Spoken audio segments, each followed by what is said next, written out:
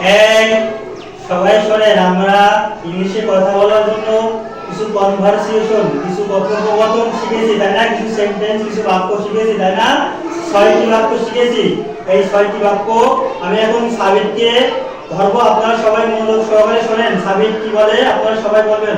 সুন্দর করে মনোযোগ সহকারে সাবিতের কথাগুলো শোনেন। Sabit, what's your name?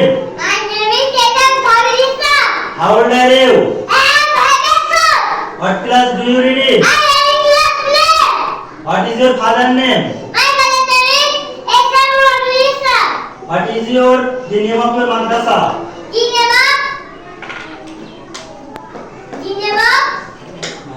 My madrasa is Nainsa Modern Cadet Madrasa. What is the name of our country?